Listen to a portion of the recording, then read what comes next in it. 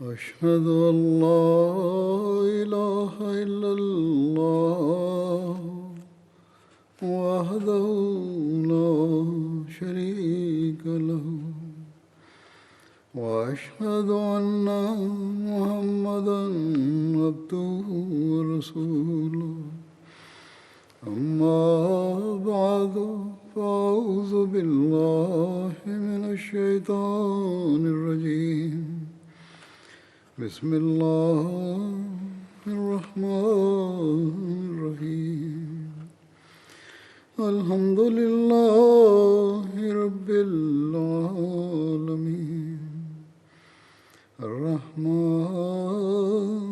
الرحيم مالك يوم الدين إياك نعبد وإياك نستعين اهدنا الصراط المستقيم صراط الذين أنعمت عليهم غير المغضوب عليهم ولا الضالين.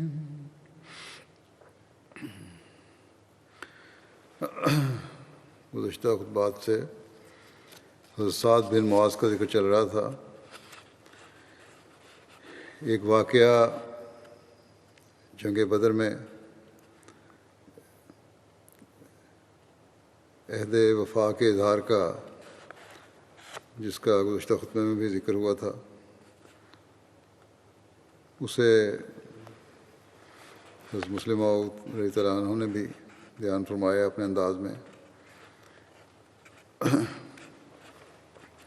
آپ اس طرح فرماتے ہیں کہ یہ قدرتی بات ہے کہ جہاں عشق ہوتا ہے وہاں کوئی شخص بھی نہیں چاہتا کہ میرے محبوب کو کوئی تکلیف پہنچے، اور کوئی بھی یہ پسند نہیں کرتا کہ اس کا محبوب لڑائی میں جائے، بلکہ ہر ممکن کوشش کی جاتی ہے کہ محبوب لڑائی سے بچ جائے. اسی طرح صحابہ بھی اس بات کو پسند نہیں کرتے تھے کہ آپ صلی اللہ علیہ وسلم لڑائی پر جائیں. صحابہ اس بات کو ناپسند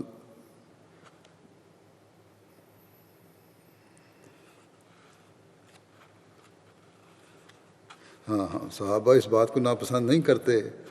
کہ ہم لڑائی پر کیوں جائیں، بلکہ ان کو رسول کریم صلی اللہ علیہ وسلم کا لڑائی پر جانا ناپسند تھا، اور یہ ان کی طبعی خواہش تھی جو ہر محب کو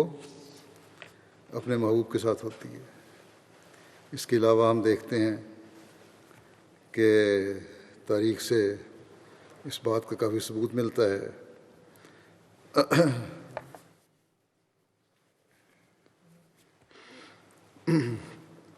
تاریخ سے اس بات کا کافی ثبوت ملتا ہے کہ جب رسول کریم صلی اللہ علیہ وسلم بدر کے قریب پہنچے تو آپ نے صحابہ سے فرمایا کہ اللہ تعالیٰ نے مجھے خبر دی ہے کہ ہمارا مقابلہ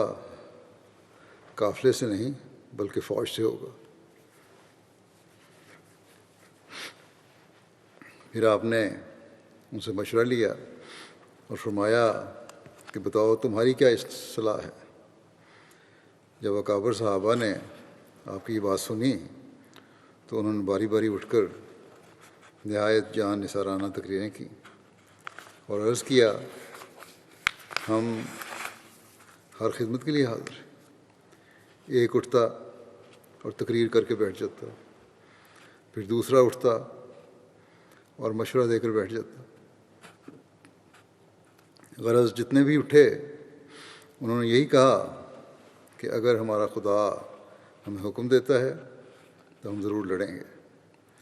مگر جب کوئی مشورہ دے کر بیٹھ جاتا تو رسول کریم صلی اللہ علیہ وسلم فرماتے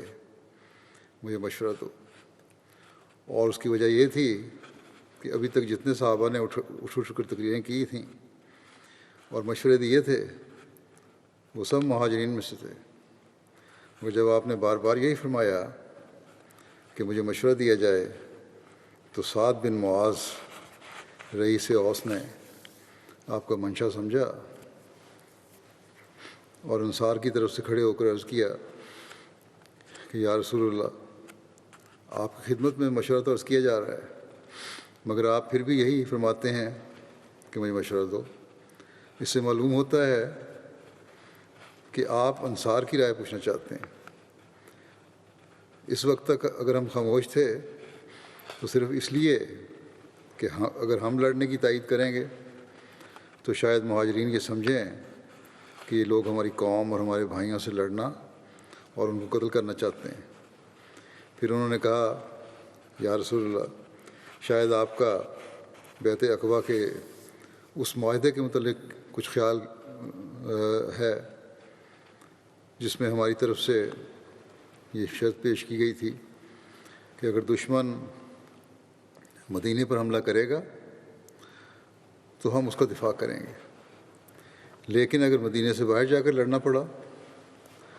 تو ہم اس کے ذمہ دار نہیں ہوں گے۔ آپ صلی اللہ علیہ وسلم نے فرمایا ہاں۔ سعد بن معاذ نے عرض کیا یا رسول اللہ، اس وقت جب کہ ہم آپ کو مدینہ لائے تھے ہمیں آپ صلی اللہ علیہ وسلم کے بلند مقام اور مرتبے کا علم نہیں تھا۔ اب تو ہم نے اپنی آنکھوں سے آپ کی حقیقت کو دیکھ لیا ہے۔ اب اس معاہدے کی ہماری نظروں میں کچھ بھی حقیقت نہیں، یعنی جو بیعت عقبہ کے وقت معاہدہ ہوا تھا وہ تو ایک عام معاہدہ تھا دنیاوی لحاظ سے۔ اب جو ہم نے دیکھا ہے اور ہماری روحانیت کی جو آنکھیں کھلی ہیں، اس کے بعد تو اس کی کچھ بھی حقیقت نہیں۔ اس لیے آپ جہاں چلیں ہم آپ کے ساتھ ہیں، اور خدا کی قسم اگر آپ ہمیں سمندر میں کود جانے کا حکم دیں تو ہم کود جائیں گے، اور ہم میں سے ایک فرد بھی پیچھے نہیں رہے گا۔ یا رسول اللہ، ہم آپ کے آگے بھی لڑیں گے اور پیچھے بھی لڑیں گے، آپ کے دائیں بھی لڑیں گے اور بائیں بھی لڑیں گے، اور دشمن آپ تک نہیں پہنچ سکتا جب تک وہ ہماری لاشوں کو رونتا ہوا نہ گزرے۔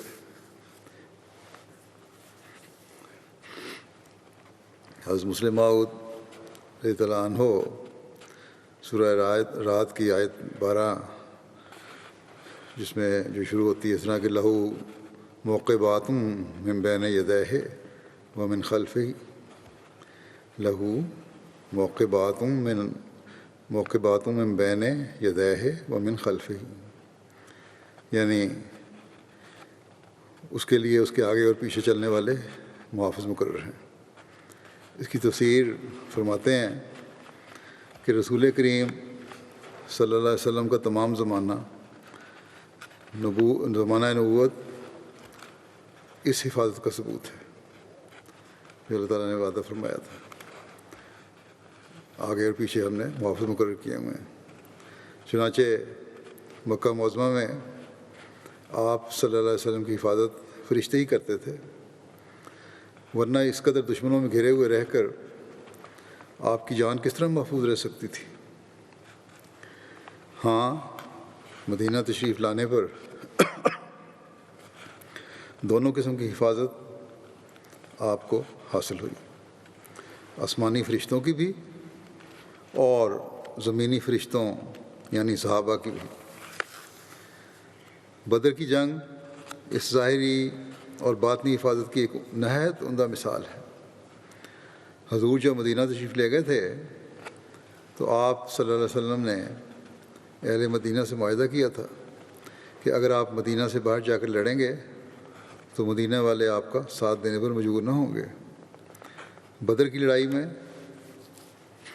آپ نے انصار اور مہاجرین سے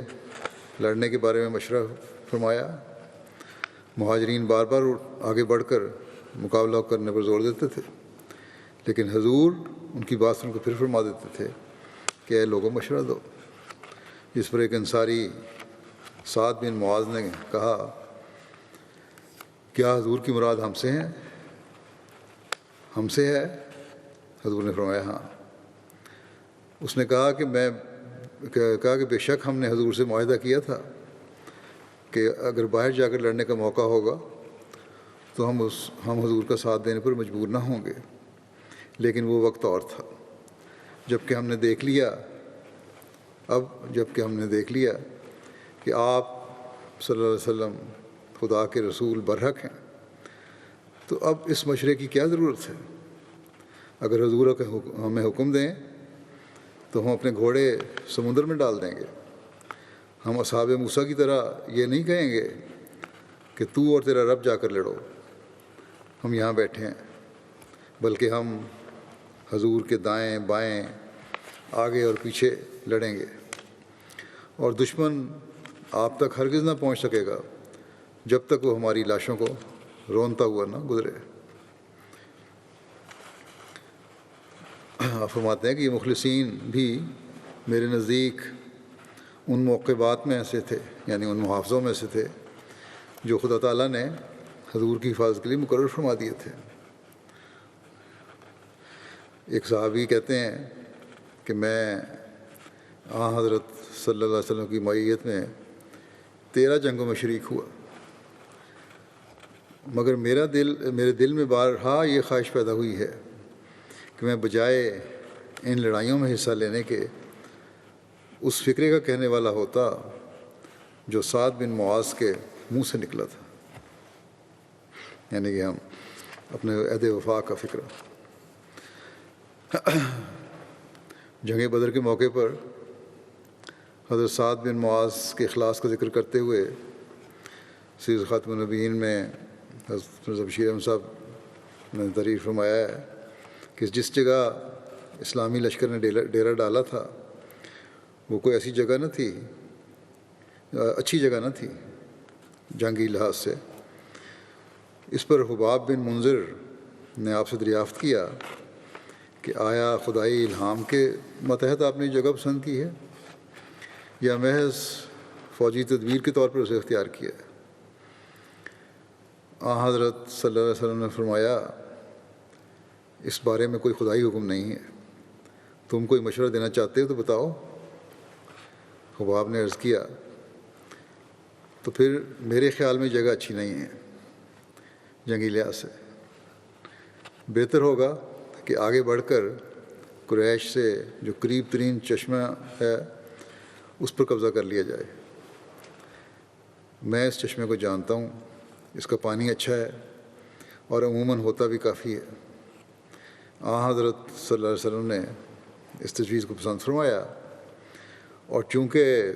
ابھی تک قریش ٹیلے کے پرے ڈیرا ڈالے پڑے تھے اور یہ چشمہ خالی تھا، مسلمان آگے بڑھ کر اس چشمے پر قابض ہو گئے۔ لیکن جیسا کہ قرآن شریف میں اشارہ پایا جاتا ہے اس وقت اس چشمے میں بھی پانی زیادہ نہیں تھا اور مسلمانوں کو پانی کی قلت محسوس ہوتی تھی۔ پھر یہ بھی تھا کہ وادی کے جس طرح مسلمان تھے وہ ایسی اچھی نہ تھی، کیونکہ اس طرف ریت بہت تھی جس کی وجہ سے پاؤں اچھی طرح جمتے نہیں تھے۔ جگہ کے انتخاب کے بعد سعد بن معاذ رئیس اوس کی تجویز سے صحابہ نے میدان کے ایک حصے میں حضرت صلی اللہ علیہ وسلم کے واسطے ایک سائبان سا تیار کر دیا، اور سعد نے حضرت صلی اللہ علیہ وسلم کی سواری سائبان کے پاس باندھ کر عرض کیا کہ یا رسول اللہ آپ اس سائبان میں تشریف رکھیں اور ہم اللہ کے نام لے کر دشمن کا مقابلہ کرتے ہیں۔ اگر خدا نے ہمیں فتح دی تو یہی ہماری آرزو بھی ہے، تو الحمدللہ، لیکن اگر خدا نخواستہ معاملہ دیگر گوں ہوا تو آپ اپنی سواری پر سوار ہو کر جس طرح بھی ہو مدینہ پہنچ جائیں۔ اس خیمے کے ساتھ ہی سواری بھی اچھی قسم کی ایک اونٹ باندھ کے رکھ دیا۔ پھر انہوں نے عرض کیا کہ وہاں مدینہ پہنچ جائیں آپ، وہاں ہمارے ایسے بھائی بند موجود ہیں جو محبت و اخلاص میں ہم سے کم نہیں ہیں، لیکن چونکہ ان کو یہ خیال نہیں تھا کہ اس مہم میں جنگ پیش آ جائے گی، اس لیے وہ ہمارے ساتھ نہیں آئے، ورنہ ہرگز پیچھے نہ رہتے۔ لیکن جب انہیں حالات کا علم ہوگا تو وہ آپ کی حفاظت میں جان تک لڑا دینے سے دریغ نہیں کریں گے۔ یہ سعد کا جوش اخلاص تھا جو ہر حالت میں قابل تعریف ہے، ورنہ بھلا خدا کا رسول اور میدان سے بھاگے۔ وسلم تو سب سے آگے ہوتے تھے جنگوں میں، چنانچہ حنین کے میدان میں ہم دیکھتے ہیں کہ 12,000 فوج نے پیٹھ دکھائی، مگر یہ مرکز توحید اپنی جگہ سے متزلزل نہیں ہوا۔ بہرحال صاحبان تیار کیا گیا جیسا کہ سعد نے کہا تھا، اور سعد اور بعض دوسرے انصار اس کے گرد پہرا دینے کے لیے کھڑے ہو گئے۔ حضرت صلی اللہ علیہ وسلم اور حضرت ابوبکر نے اسی صاحبان میں رات بسر کی، اور حضرت صلی اللہ علیہ وسلم نے رات بھر خدا کے حضور گریہ وزاری سے دعائیں کیں، اور لکھا ہے کہ سارے لشکر میں صرف آپ صلی اللہ علیہ وسلم ہی تھے جو رات بھر جاگے، باقی سب لوگ باری باری اپنی نیند سو لیے۔ غزوہ احد کے موقع پر جمعے کی شب حضرت سعد بن معاذ، حضرت اسید بن حضیر اور حضرت سعد بن عبادہ مسجد نبی میں ہتھیار پہنے رسول اللہ صلی اللہ علیہ وسلم کے دروازے پر پہرا دیتے رہے۔ غزوہ احد کے موقع پر جب رسول اللہ صلی اللہ علیہ وسلم گھوڑے پر سوار ہو کر اور کمان کندھے پر ڈال کر اور نیزہ ہاتھ میں لے کر مدینہ سے روانہ ہوئے تو دونوں سعد یعنی حضرت سعد بن معاذ اور حضرت سعد بن عبادہ آپ کے آگے آگے دوڑ رہے تھے۔ ان دونوں نے زرہ پہنی ہوئی تھی۔ مرزا بشیر احمد صاحب غزوہ احد کا ذکر کرتے ہوئے تعریف فرماتے ہیں کہ آپ صلی اللہ علیہ وسلم صحابہ کی ایک بڑی جماعت کے ہمراہ نماز عصر کے بعد مدینہ سے نکلے۔ قبیلہ اوس اور خزرج کے رؤساء سعد بن معاذ اور سعد بن عبادہ آپ کی سواری کے سامنے آہستہ آہستہ دوڑتے جاتے تھے، اور باقی صحابہ آپ کے دائیں اور بائیں اور پیچھے چل رہے تھے۔ جب رسول اللہ صلی اللہ علیہ وسلم غزوہ احد سے مدینہ واپس آئے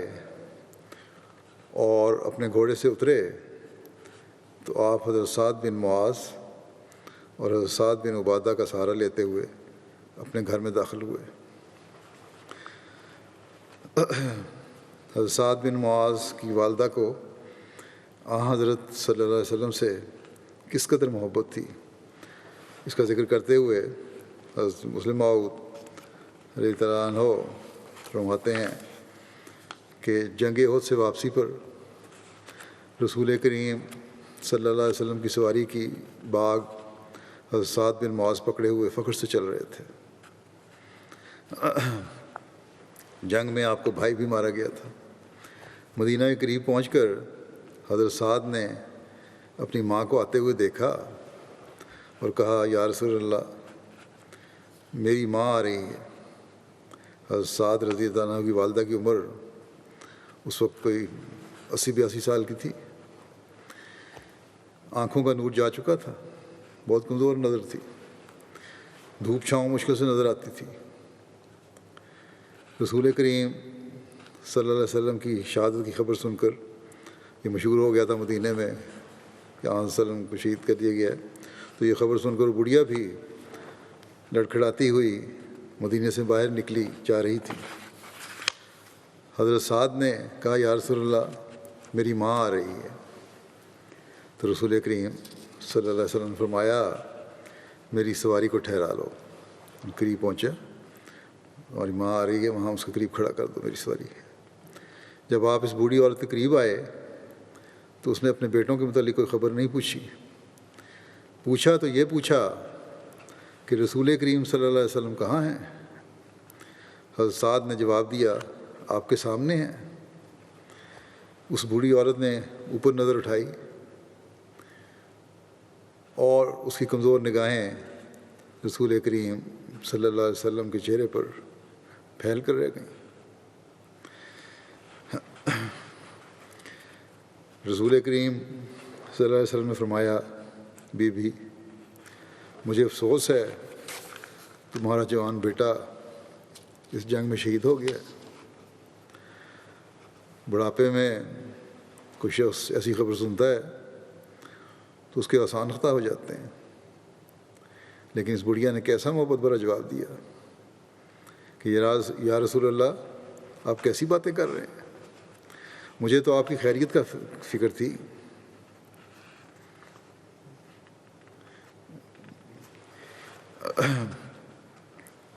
حضرت مسلم موعود نے یہ واقعہ بیان کیا،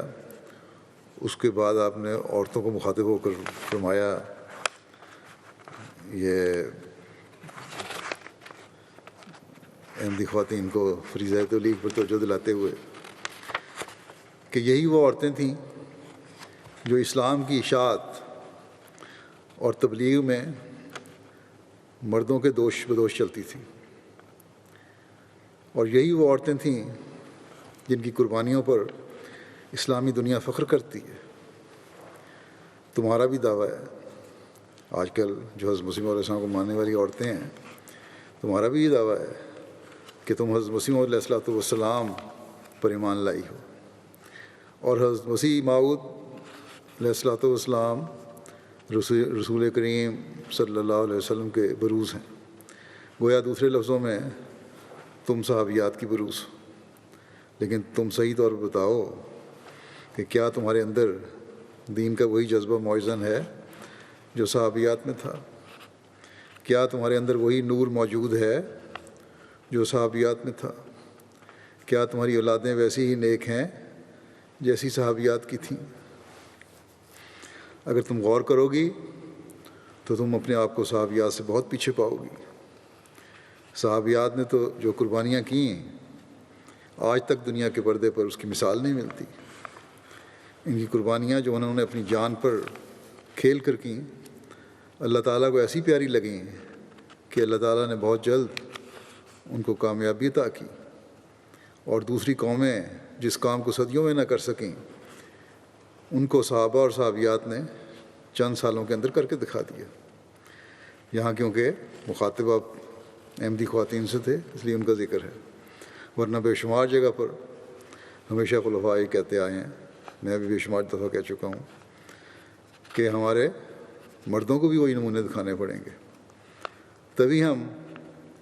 جو دعویٰ کرتے ہیں اور اس دعوے کو لے کر اٹھے ہیں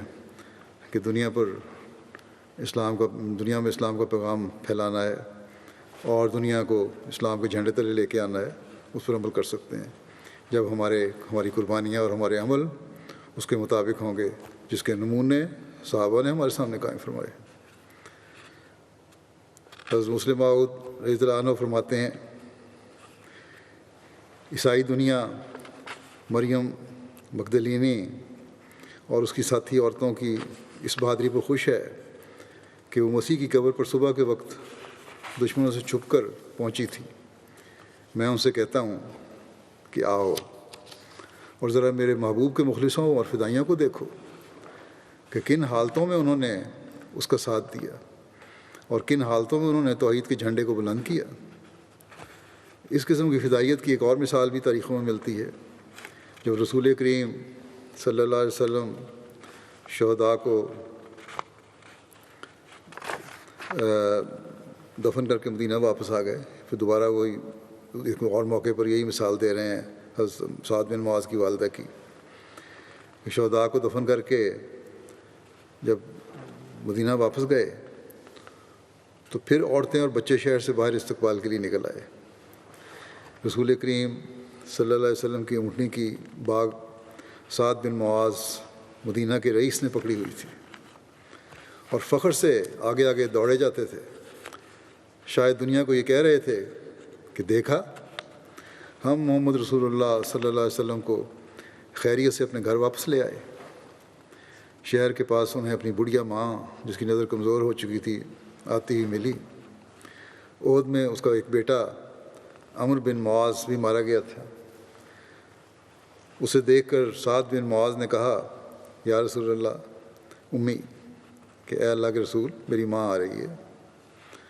آپ نے فرمایا خدا تعالیٰ کی برکتوں کے ساتھ آئے، بڑھیا آگے بڑھی اور اپنی کمزور پھٹی آنکھوں سے ادھر ادھر دیکھا کہ کہیں رسول کریم صلی اللہ علیہ وسلم کی شکل نظر آ جائے۔ آخر رسول اللہ صلی اللہ علیہ وسلم کو چہرہ پہچان لیا اور خوش ہو گئی۔ رسول اللہ صلی اللہ علیہ وسلم نے فرمایا، مائی مجھے تمہارے بیٹے کی شہادت پر تم سے ہمدردی ہے۔ اس پر نیک عورت نے کہا، حضور جب میں نے آپ کو سلامت دیکھ لیا تو سمجھو کہ میں نے مصیبت کو بھون کر کھا لیا۔ مصیبت کو بھون کر کھا لیا، کیا عجیب محاورہ ہے۔ محبت کے کتنے گہرے جذبات پر دلالت کرتا ہے۔ غم انسان کو کھا جاتا ہے۔ وہ عورت جس کے بڑھاپے میں اس کا عصائے پیری ٹوٹ گیا تھا، کس بہادری سے کہتی ہے کہ میرے بیٹے کے غم نے مجھے کیا کھانا ہے۔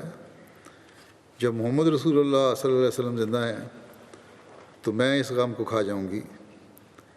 میرے بیٹے کی موت مجھے مارنے کا موجب نہیں ہوگی، بلکہ یہ خیال کہ رسول اللہ صلی اللہ علیہ وسلم کے لیے اس نے جان دی، یہ خیال تو میری قوت کے بڑھانے کا موجب ہوگا، میری طاقت کو بڑھانے کا موجب ہوگا۔ حضرت مسلم انصار کو تعریف کرتے ہوئے اور ان کو دعا دیتے ہوئے فرماتے ہیں، اے انصار میری جان تم پر فدا ہو، تم کتنا ثواب لے گئے۔ کعب بن اشرف کو جو اس کی ریشہ دوانیوں، اسلام کے خلاف بغض اور دشمنی پھیلانا، حتیٰ کہ آن حضرت صلی اللہ علیہ وسلم کے قتل کی سازش کرنے پر جو قتل کی سزا کا فیصلہ آن حضرت صلی اللہ علیہ وسلم نے فرمایا تھا، اس میں بھی بحیثیت سردار قبیلہ، انصار کے سردار قبیلے کے طور پر حضرت سعد بن معاذ کے مشورے کو شامل کیا گیا تھا۔ اس کی تفصیل یعنی سزا کے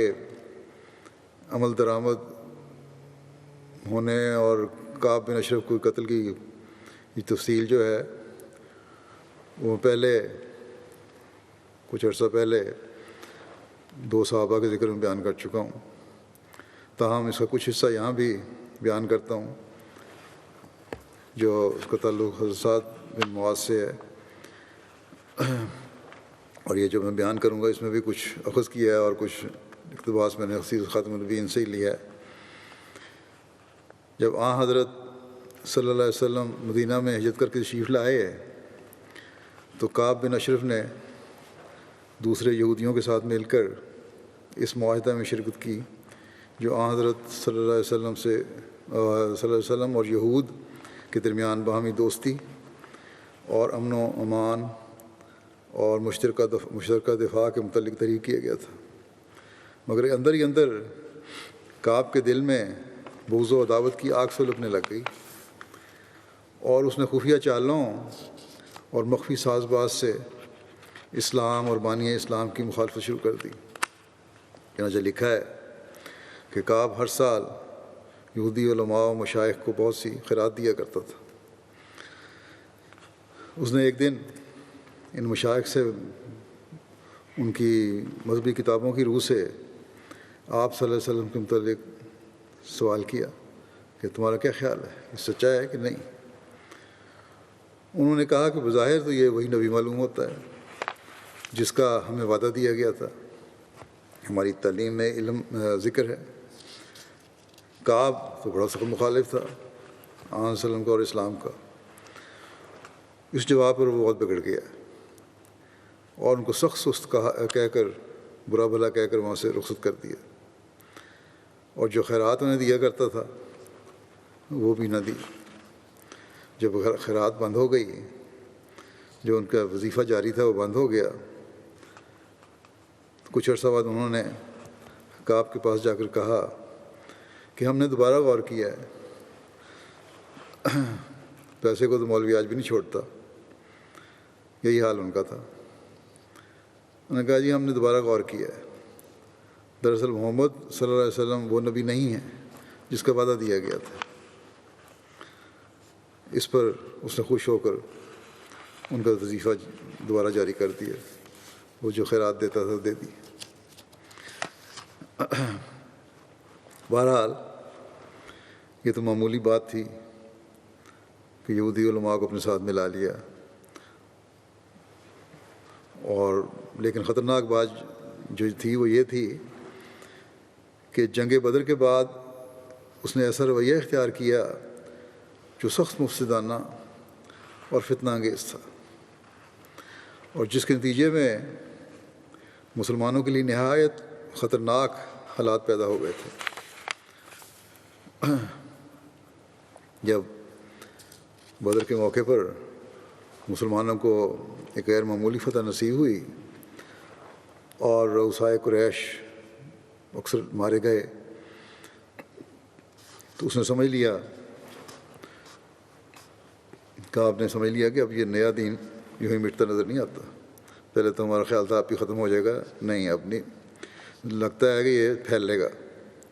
چنانچہ بدر کے بعد اس نے اپنی پوری کوشش کی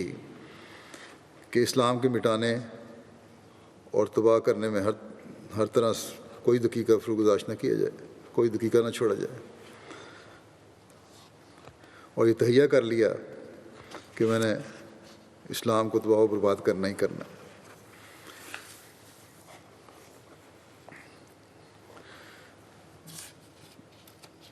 اور جیسا کہ میں نے کہا کہ بدر میں مسلمانوں کی فتح کے بعد تو غیظ و غضب سے بہت زیادہ بھر گیا تھا وہ۔ اس نے جب فیصلہ کیا اس غصے کی وجہ سے کہ میں نے تباہ کرنا ہی کرنا ہے اسلام کو، اس نے فوراً سفر کی تیاری کر کے مکے کی راہ لی۔ وہاں جا کر اپنی چرب زبانی اور شعر گوئی کے زور سے قریش کے دلوں کی سلگتی ہوئی آگ کو شعلہ بار کر دیا اور بھڑکا دیا۔ ان کے دل میں مسلمانوں کے خون کی نہ بجھنے والی پیاس پیدا کر دی۔ تم شکست کھا گئے، تمہارے لیڈروں کو انہوں نے مار دیا، تم وہاں بیٹھے ہو، جاؤ اور بدلہ لو۔ وہ بھڑک اٹھے، ان کے سینے جذبات انتقام اور عداوت سے اس نے بھر دی اپنی تقریروں سے اور شعروں سے۔ جب کعب کی اشتعال انگیزی سے ان کے احساسات میں ایک انتہائی درجے کی بجلی پیدا ہو گئی تو اس نے ان کو خانہ کعبہ کے صحن میں لے جا کر اور کعبہ کے پردے ان کے ہاتھ میں دے کر ان سے قسمیں لیں کہ جب تک اسلام اور بانی اسلام کو صفحۂ دنیا سے ملیا میٹ نہ کر دیں گے اس وقت تک چین نہیں لیں گے۔ مکے میں یہ آتش فشاں فضا پیدا کرنے کے بعد تو یہیں بس نہیں کی اس نے، بلکہ اس بدبخت نے دوسرے قبائل عرب کا رخ کیا اور پھر قوم بقوم ہر قبیلے میں پھر کر مسلمانوں کے خلاف لوگوں کو بھڑکایا۔ پھر مدینہ میں واپس آ کر وہاں آ کے پھر اپنی سرگرمیاں اسلام مخالف تیز کی، اور غیر مسلموں کو میں اپنے جوش دلانے والے اشعار میں اور خاص طور پر یہودیوں کو بھی گندے اور فحش طریق پر مسلمان خواتین کا ذکر کیا۔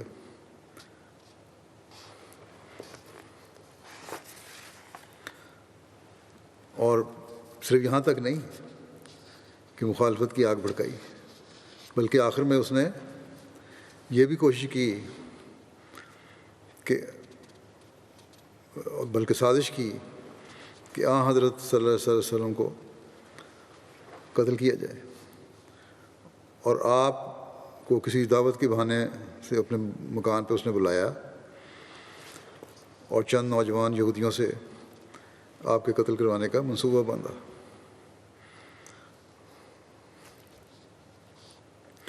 خدا کے فضل سے وقت پر اطلاع ہو گئی، آپ کو خدا تعالیٰ نے اطلاع دے دی اور اس کی سازش کامیاب نہیں ہوئی۔ جب نوبت یہاں تک پہنچ گئی اور کعب کے خلاف عہد شکنی معاہدہ کیا ہوتا، اس کی عہد شکنی کی اس نے، بغاوت، حکومت تھی قائم، اس کے خلاف بغاوت، تحریک جنگ، فتنہ پردازی، فحش گوئی اور سازش قتل کے الزامات پایہ ثبوت کو پہنچ گئے، تو حضرت صلی اللہ علیہ وسلم نے جو اس بین الاقوام معاہدے کی روح سے جو آپ صلی اللہ علیہ وسلم کے مدینہ میں تشریف لانے کے بعد اہالیان مدینہ میں ہوا تھا۔ مدینہ کی جمہوری سلطنت کے صدر اور حاکم اعلیٰ تھے آپ نے یہ فیصلہ فرما دیا کہ کعب بن اشرف اپنی کارروائیوں کی وجہ سے واجب القتل ہے، اور اپنے بعض صحابہ کو ارشاد فرمایا کہ اسے قتل کر دیا جائے۔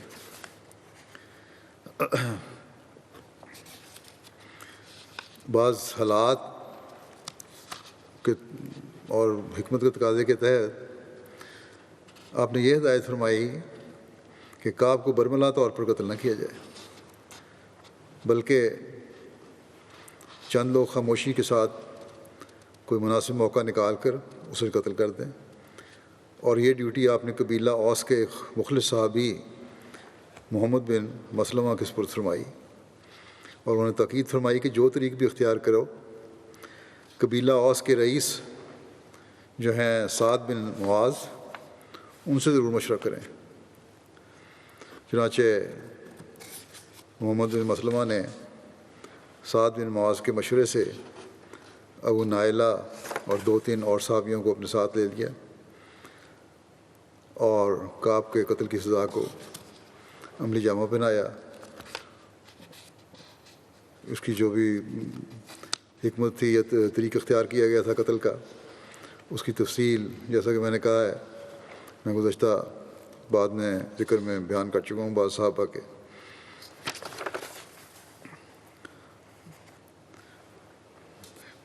بہرحال جو حکمت اختیار کی گئی تھی اس کے تحت اس کو رات کے وقت گھر سے نکال کے قتل کیا گیا تھا۔ اس کی قتل کی خبر جو مشہور ہوئی تو شہر میں ایک سنسنی پھیل گئی صبح کے وقت، اور یہودی لوگ سخت جوش میں آ گئے۔ اور دوسرے دن صبح کے وقت یہودیوں کا ایک وفد حضرت صلی اللہ علیہ وسلم کی خدمت میں حاضر ہوا اور شکایت کی کہ ہمارا سردار کعب بن اشرف اس طرح قتل کر دیا گیا۔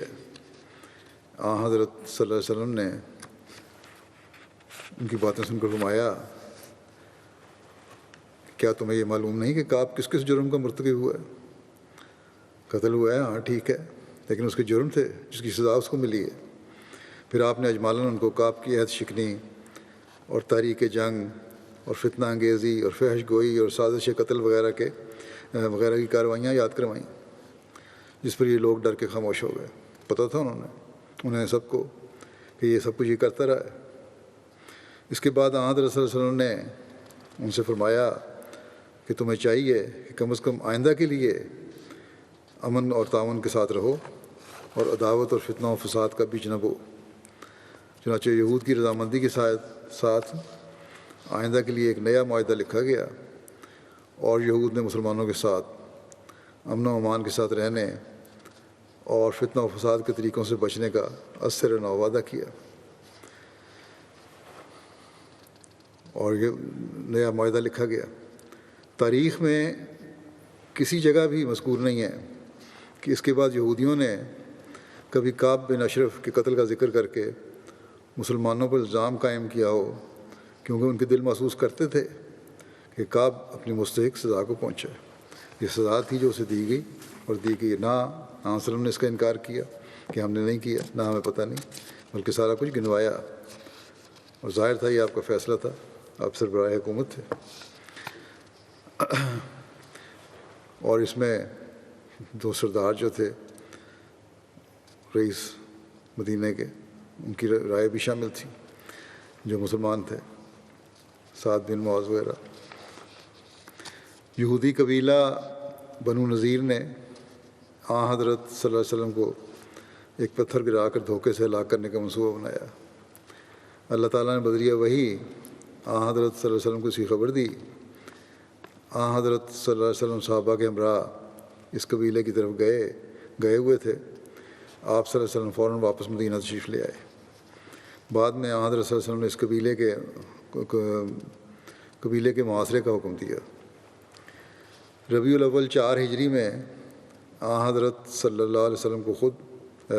خود حفاظتی کے خیال سے مجبور ہو کر بنو نذیر کے خلاف فوج کشی کرنی پڑی، جس کے نتیجے میں بالآخر یہ قبیلہ مدینہ سے جلا وطن ہو گیا۔ جب رسول اللہ صلی اللہ علیہ وسلم کو غزوہ بنو نذیر کا اموال غنیمت ملا تو آپ نے حضرت ثابت بن قیس کو بلا کر فرمایا کہ میرے لیے اپنی قوم کو بلاؤ۔ حضرت ثابت نے عرض کیا یا رسول اللہ صلی اللہ علیہ وسلم کیا خزرج کو؟ آپ صلی اللہ علیہ وسلم نے فرمایا تمام انصار کو بلا لو، کسی بھی کوئی لے کے آؤں۔ چنانچہ انہوں نے اوس اور خزرج کو آپ صلی اللہ علیہ وسلم کے لیے بلایا۔ رسول اللہ صلی اللہ علیہ وسلم نے ان سے خطاب کیا۔ آپ نے اللہ تعالیٰ کی حمد و ثنا بیان کی جس کا وہ اہل ہے، پھر انصار کے مہاجرین پر کیے جانے والے احسانوں یعنی انصار کے مہاجرین کو اپنے گھر میں ٹھہرانے اور انصار کے مہاجرین کو اپنی جانوں پر ترجیح دینے کا تذکرہ فرمایا، ذکر فرمایا کہ کس طرح انصار نے مہاجرین پر احسان کیا ہے۔ پھر آپ نے فرمایا اگر تم پسند کرو تو میں بنو نذیر سے حاصل ہونے والا مال فے تم میں اور مہاجرین میں تقسیم کر دوں۔ مہاجرین حسب سابق تمہارے گھروں میں اور اموال میں رہیں گے، تقسیم کر لو جو مال ملا ہے غنیمت کا، آدھا آدھا تقسیم ہو جاتا ہے، لیکن اس کا یہ ہے کہ جس طرح پہلے رہ رہے ہیں تمہارے گھروں میں اور جو تم ان سے سلوک کر رہے احسان کا وہ کرتے رہو، مال یا آدھا آدھا لے لو۔ لیکن دوسری صورت کیا ہے، اگر تم پسند کرو تو یہ اموال میں مہاجرین میں تقسیم کر دیتا ہوں، انصار کو کچھ نہیں دیتا، سارا مال جو ملا ہے مہاجرین تقسیم کر دیتا ہوں، پھر وہ تمہارے گھروں سے نکل جائیں گے، پھر تمہارے گھروں میں نہیں رہیں گے، اپنا اپنا انتظام کریں کیونکہ اب ان کو مال مل گیا۔ اس پر حضرت سعد بن عبادہ اور حضرت سعد بن معاذ نے آپس میں بات کی، مشورہ کیا دونوں نے، اور دونوں نے عرض کیا کہ یا رسول اللہ صلی اللہ علیہ وسلم آپ یہ اموال مہاجرین میں تقسیم فرما دیں، مال مہاجرین میں تقسیم کر دیں، اور ساتھ یہ بھی کہا لیکن وہ حسب سابق ہمارے گھروں میں رہیں گے، ہم یہ نہیں چاہتے کہ مال لینے کے بعد وہ ہمارے گھروں سے نکل جائیں۔ اب بھی وہ جو جس طرح ہمارے گھروں میں رہ رہے ہیں، جس طرح وہ سلسلہ قائم ہے مواخات کا، وہ قائم رہے گا۔ اور انصار نے عرض کیا یا رسول اللہ صلی اللہ علیہ وسلم ہم راضی ہیں اور ہمارا سر تسلیم خم، کوئی ہمیں شکوہ نہیں اس بات پر اگر سارا مال آپ مہاجرین میں تقسیم کر دیں۔ اس پر رسول اللہ صلی اللہ علیہ وسلم نے فرمایا اے اللہ انصار پر رحم فرما اور انصار کے بیٹوں پر رحم فرما۔ پھر رسول اللہ صلی اللہ علیہ وسلم نے مال فے مہاجرین میں تقسیم فرما دیا اور انصار میں سے کسی کو بھی اس میں سے کچھ نہیں دیا سوائے دو ضرورت مند آدمیوں کے، وہ دونوں سہل بن حنیف اور ابو دجانہ تھے۔ اور حضرت صلی اللہ علیہ وسلم نے حضرت سعد بن معاذ کو ابو حقیق یہودی کی تلوار عطا کی، اور اس تلوار کی یہودیوں میں بڑی شہرت تھی، ایک تلوار دی تھی حضرت معاذ کو۔ جب عفق کا واقعہ ہوا اور حضرت عائشہ پر الزام لگایا گیا اور حضرت صلی اللہ علیہ وسلم اور حضرت عائشہ رضی اللہ عنہا اور آپ کے خاندان کو بڑی تکلیف سے گزرنا پڑا، اور منافقین کے اس غلط رویے کا حضرت ایک موقع پر کچھ عرصے کے بعد اسی دوران میں حضرت صلی اللہ علیہ وسلم نے صحابہ کے سامنے ذکر کیا کہ یہ، تو اس وقت بھی حضرت سعد بن معاذ نے بے لوث فدائیت کا اظہار فرمایا تھا۔ یہ واقعہ بڑی تفصیل سے حضرت مسلم موعود نے بیان فرمایا ہوا ہے، جو ایک صحابی حضرت مستہ کے ذکر میں پہلے میں تفصیل سے بیان کر چکا ہوں، تاہم حضرت سعد سے متعلقہ حصہ یہاں پیش کر دیتا ہوں۔ جیسا کہ میں نے کہا ایک روز حضرت صلی اللہ علیہ وسلم نے اس دوران میں گھر سے باہر تشریف لا کر صحابہ کو جمع کیا اور فرمایا کوئی ہے جو مجھے اس شخص سے بچائے جس نے مجھے دکھ دیا ہے؟ اس سے آپ کی مراد عبداللہ بن ابی بن سلول سے تھی۔ حضرت سعد بن معاذ جو اوس قبیلے کے سردار تھے کھڑے ہوئے اور انہوں نے کہا یا رسول اللہ اگر وہ شخص ہم میں سے ہے تو ہم اس کو مارنے کے لیے تیار ہیں، اور اگر وہ خزرج میں سے ہے تب بھی اس کو مارنے کے لیے تیار ہیں۔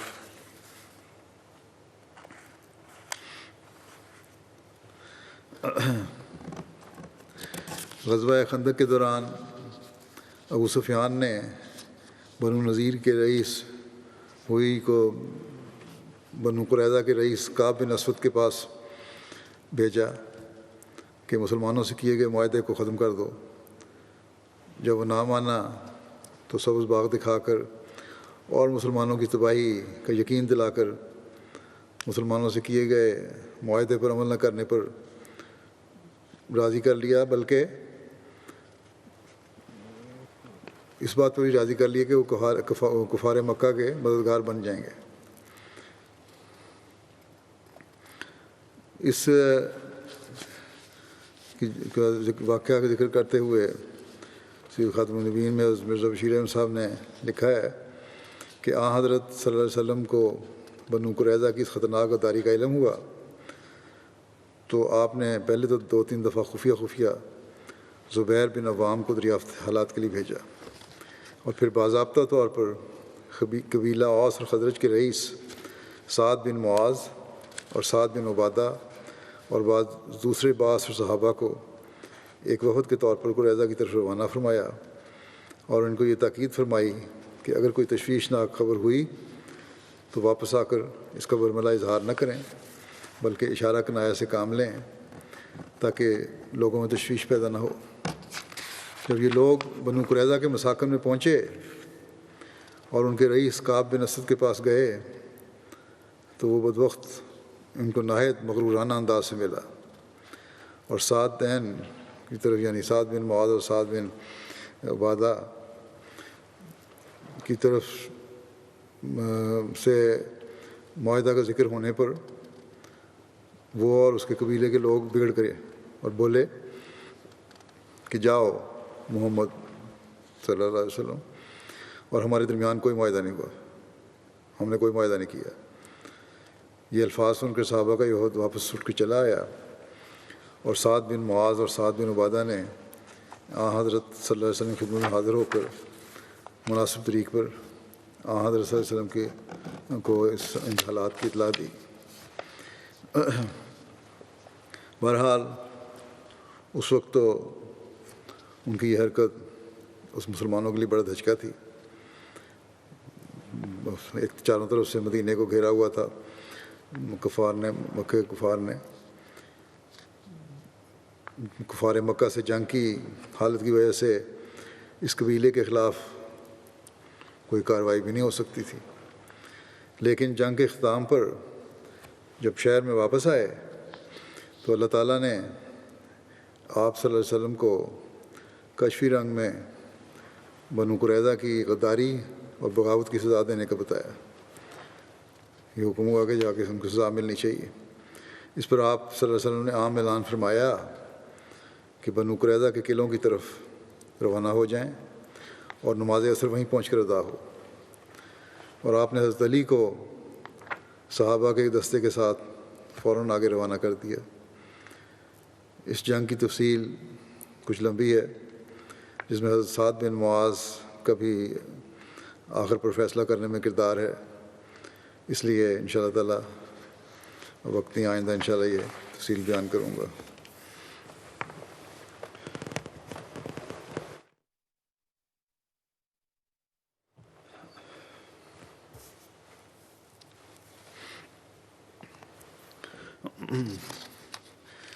الحمد للہ نحمدہ ونستعینہ ونستغفرہ ونؤمن بہ ونتوکل علیہ ونعوذ باللہ من شرور انفسنا ومن سیئات اعمالنا من يهده الله فلا مضل له ومن يضلل فلا هادي له ونشهد أن لا إله إلا الله ونشهد أن محمدا عبده ورسوله عباد الله رحمكم الله إن الله يأمر بالعدل والإحسان وإيتاء ذي القربى وينهى عن الفحشاء والمنكر والبغي يعظكم لعلكم تذكرون اذكروا الله يذكركم وادعوه يستجب لكم ولذكر الله أكبر.